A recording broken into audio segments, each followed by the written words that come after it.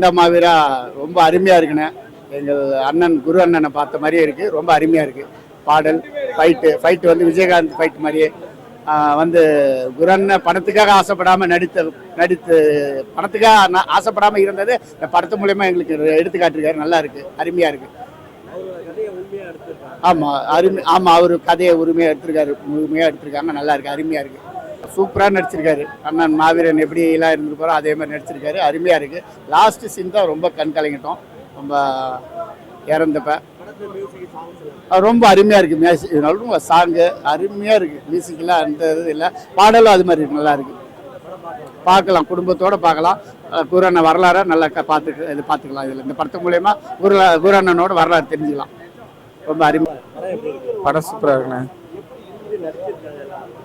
ஆனால் இந்த Saranya madam, பொன்மன் Saranya madam, அவர் பையன் தமிழ் இவர் கௌதமன் சார், இவங்கெல்லாம் அற்புதமான நடிப்பு. அதாவது அவர் வாழ்ந்ததில் முக்கியமான சில காட்சிகள் குறிப்பிட்ட நேரத்தில் குறிப்பிட்ட எந்த அளவு எடுக்க முடியுமோ அந்த அளவு உண்மையை எடுத்திருக்காங்க. ஒரு இருக்கிற நேரத்தை கரெக்டாக எடுத்திருக்காங்க. மியூசிக்லாம் இன்னைக்கு ஏற்ற மாதிரி நவீன முறை நல்லா லுக்காக இருக்கு. மற்ற படத்துக்கு ஈக்குவலாக இருக்கு. அந்த கேரக்டருங்கிறப்ப அவர் குரு சம்பந்தப்பட்டவங்களுக்கு தெரியும். அவரோட இருந்து இவரை விட ஒரு இயல்பா அந்த தத்துரூபமா நடிக்க முடியுமா, மற்றவங்க நடிச்சா முடியுமாங்கிறது ரொம்ப முடியாது. உணர்வுபூர்வமான ஒரு நடிப்பு. சண்டை காட்சி இவரு விஜயகாந்த்ங்கிறப்ப இது அவர் குரு எப்படி அவர் நடைமுறை எப்படி இருக்குமோ அதே அது குணங்கள், போர் குணங்கள் உள்ள மாதிரி இருக்கு. படம் மொத்தமா நல்லா இருக்குண்ணா. பார்க்கலாம், பார்க்க வேண்டிய படம். இந்த இளைஞர்கள் பார்க்க வேண்டும். இந்த ஜாதிங்கன்னு சொல்றாங்க பார்த்தீங்களா, அவங்க அனைவரும் பார்க்கணும். அப்பதான் ஒற்றுமை அதிகமாக வளரும். படம் ரொம்ப அருமையாக இருந்தது. நல்ல சிறப்பாக நடிச்சிருக்காரு கௌதம் சார். மீண்டும் குரு அவர்களை நேராக சந்தித்த மாதிரி ஒரு மனநிலை எல்லாருக்குமே இங்கே படம் பார்த்த அனைத்து பேருக்கும் அந்த மனநிலை இருக்குது. இதில் எந்த விதமான தவறாவோ ஒரு ஆபாசமாவோ ஒருத்தரை யாரும் சாடியோ ஒருத்தவங்களை வெறுத்தோ அப்படிலாம் படம் எடுக்கப்படல இது. ஆனால் அவர் நிஜத்தில் எப்படி வாழ்ந்தாரோ அதையே அப்படியே படமாக தத்துவம் பண்ணுங்க. ஆனால் முழு காட்சி அதில் செலுத்த முடியாதுன்றதால முக்கியமான கண்டென்ட் வரல எது தேவையோ அதை மட்டும் வச்சு படமாக்கியிருக்காங்க. அவருடைய நிஜ வாழ்க்கை முழுவதும் இதில் வைக்க முடியாது, இந்த குறிப்பிட்ட டைம்குள்ளே பண்ண முடியாது. அருமையாக பண்ணியிருக்காங்க இந்த படத்தை. உண்மையிலே அனைத்து சமுதாயங்களும் அனைத்து மக்களும் பார்க்கலாம். இதில் எந்த விதமான காதல் ஸ்டோரியோ தவறான ஒரு அசிங்கமான இதுவோ இல்லை. நேச்சுரலாக என்னவோ நிஜ வாழ்க்கையோ அது அப்படியே படமாக்கப்பட்டிருக்கு. நல்லா நடிச்சிருக்காரு. நாங்கள் வர்றதுக்கு முன்னாடிலாம் வேறு யாரும் போட்டு நடிச்சிடலாமேன்னு கூட தோணுச்சு எனக்கு.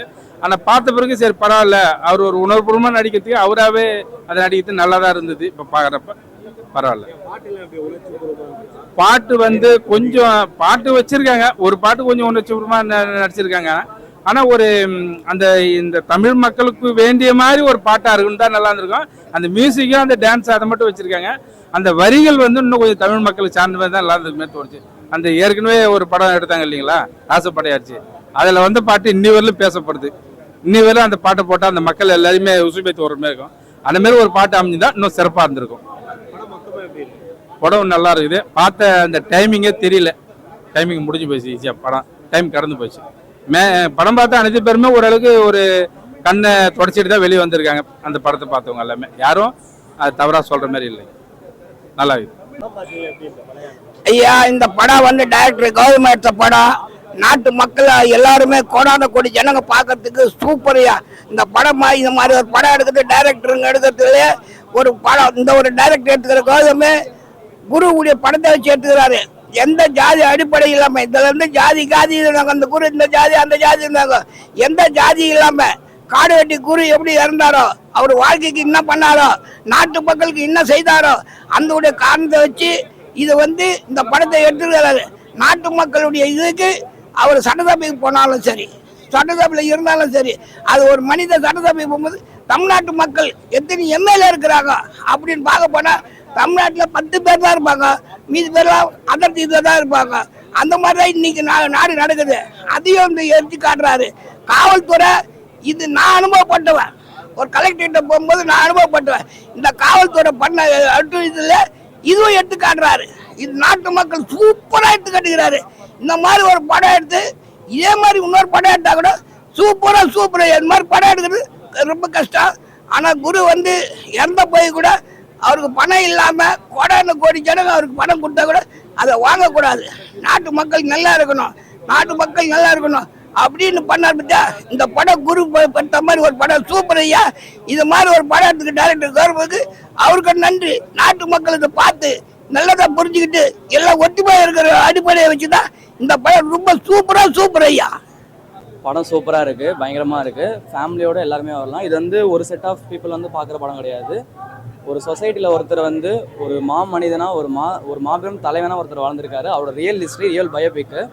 ஸோ இது வந்து இன்றைக்கி பார்த்தீங்கன்னா இன்றைக்கி லைஃப் ஸ்டைலில் பார்த்தீங்கன்னா எல்லாரும் செல்ஃபிஷாக லைக் வந்து நான் சாப்பிடணும், நான் வாழணும், நான் படிக்கணும் அப்படி தான் இருக்காங்க. ஸோ இந்த படத்தை பார்த்தீங்கன்னா சொசைட்டியில் வந்து ஒரு கான்ஷியஸாக, சொசைட்டியில் வந்து ஒரு ஆக்டிவாக இருப்பாங்க. கண்டிப்பாக அப்படி ஒரு மைண்ட் செட் வந்துடும் நான் நினைக்கிறேன். ஏன்னா அந்தமாரி இருக்குது படம். ஏன்னா வந்து இந்த தாழ்த்தப்பட்ட அல்லது பொருளாதாரத்தால் பாதிக்கப்பட்ட மக்கள், பொருளாதார வசதி இல்லாத அந்த உரிமையை கேட்குற அந்த மக்களுக்காக போராடினவர் ஒரு மிகப்பெரிய தலைவர். அவரோட ரியல் ஹிஸ்ட்ரி, ரியல் பயோபிக் வந்து இன்றைக்கி படமாக வந்திருக்கு. ஸோ வந்து படையாண்ட மாவீரா பயங்கரமாக இருக்குது. ஜிவி பிரகாஷோட மியூசிக் வந்து பயங்கரமாக இருக்குது. சாம்சியோட பீஜமும் வேறவெல்லாம் இருக்குது. ஸோ வந்து தேட்டரில் வந்து எல்லாம் பாருங்கள். இது வந்து ஒரு ஃபேமிலிக்காகவோ இல்லை இந்த கேட்டகரி பார்க்கணும் அந்த கேட்டகரி பார்க்கணும்லாம் இல்லை. இது இண்டிவிஜுவலாக எல்லாரும் பார்க்கக்கூடிய ஒரு படம். ஸோ நம்ம ஏதோ படத்தை இந்த ஃபேண்டஸியாக கமர்ஷியலாக ஒரு ஹீரோஸை பார்த்து நம்ம பெரிய ஆளாக நம்ம பார்த்துட்டு இருக்கோம். ரியலாகவே ஒருத்தர் வாழ்ந்திருக்காரு, ஒரு மிகப்பெரிய தலைவராக வாழ்ந்திருக்காரு. எல்லாருக்கும் உரிமையும் பேசியிருக்காரு. ஒரு போல்டாக எவ்வளோ பெரிய சக்தியாக இருந்தாலும் போல்டாக அதை போய் எதிர்த்து மக்களுக்காக முன்னின்று மக்களுக்காக அந்த நீதியை வாங்கி கொடுத்துருக்காரு. ஸோ எல்லாரும் படையாண்ட மாவீராவை தேட்டரில் வந்து பாருங்கள். எல்லாரும் பார்க்கக்கூடிய படம், பார்த்து என்ஜாய் பண்ணுங்கள். நன்றி. ரொம்ப ரொம்ப நல்லா இருந்துச்சு. நான் வந்து இயக்குனராகவும் இருந்தது, நடிச்சார்ல ஹீரோவா டைரக்டர் கௌதமன் அவங்களோட மகள். நான் ரொம்ப ரொம்ப சூப்பரா நடிச்சிருக்காங்க. என் அண்ணா வந்து காடு வெட்டி குரு சின்ன வயசு ரோல் பண்ணியிருக்காங்க. தமிழ் கௌதமன். எனக்கு வந்து பார்க்கும்போது எனக்கு ரொம்ப பெருமையா இருந்தது. ஏன்னா ஒரு பெரிய ஒரு மாவீரனோட கதை வந்து அவரோட வரலாறு எடுத்திருக்காங்க. எங்க அப்பா நடிச்சிருக்காரு அப்படின்றது எனக்கு ரொம்ப ரொம்ப பெருமையா இருக்கு. சூப்பரா இருக்குங்க, நிஜமா நல்லா இருக்கு. பாக்குறவங்க எல்லாருமே வந்து விஜயகாந்த் சாரை பாக்குற மாதிரி இருக்குன்னு சொல்லும் போது எனக்கு ரொம்ப சந்தோஷமா இருக்கு. சூப்பரா இருக்கு. ஜிவி அண்ணா சூப்பரா பண்ணிருக்காங்க. பேக்ரவுண்ட் வந்து பாத்தீங்கன்னா சாம்சிஎஸ் சார் நல்லா பண்ணிருக்காங்க. அந்த கடைசி கிளைமேக்ஸ் சாங் வந்து சைந்தவி அக்கா சூப்பரா பண்ணிருக்காங்க. அந்த எமோஷன்ஸ் வந்து சீரியஸா சொல்றேன், அவங்க பாடினது அவ்வளோ சூப்பரா இருக்கு, அவ்வளோ கனெக்டிவா இருக்கு. தியேட்டர்ல இருக்கவங்க எல்லாருமே அழுதுட்டு போனாங்க. நான் என் கண்ணால பார்த்தேன்.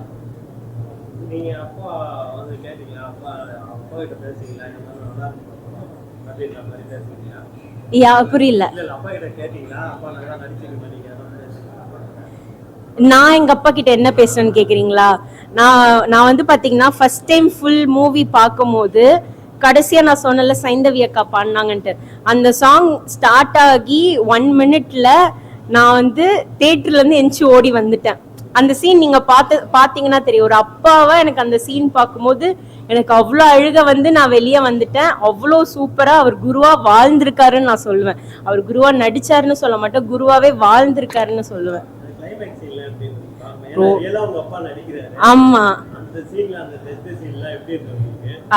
அதுதான் நான் சொல்றேனே. நான் வந்து இந்த படம் வந்து ஒரு 7-8 வாட்டி பார்த்திருப்பேன். ஆனா அந்த 7-8 வாட்டியுமே நான் அந்த பாட்டுல 1 நிமிஷத்துக்கு மேல பார்த்ததே கிடையாது. 1 நிமிஷம் கூட இல்ல, 30 செகண்டுக்கு மேல நான் அந்த பாட்டு பார்த்ததே கிடையாது. கண்ணை மூடிட்டு தான் கேட்பேன். அதுக்கே எனக்கு அவ்வளவு அழுக வரும். இன்னைக்குதான் நான் ஃபர்ஸ்ட் டைம் தியேட்டர் எக்ஸ்பீரியன்ஸ் நான் பாக்குறேன். நான் சீரியஸா சொல்றேன், படம் பார்த்துட்டு எல்லாரும் எந்திச்சு வரும்போது கண்டிப்பா அழுதுட்டு தான் வருவாங்க. நான் இங்க அவ்வளவு எக்ஸ்பீரியன்ஸ் பண்ணேன். எல்லாருமே அழுதுட்டு தான் வந்தாங்க. ஆமா ஆமா, ரொம்ப ரொம்ப சூப்பரா நடிச்சிருக்காங்க. எல்லாரும் கண்டிப்பா படத்தை வந்து பார்க்கணும்.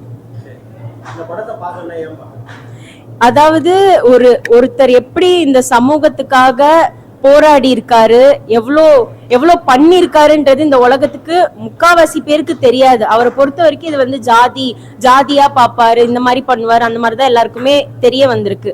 ஆனா எல்லா ஜாதி எல்லா கேஸ்டுமே சமோன்றது நிறைய பேருக்கு தெரியாது. இந்த படம் வந்து பாக்குறவங்களுக்கு கண்டிப்பா தெரிய வரும்.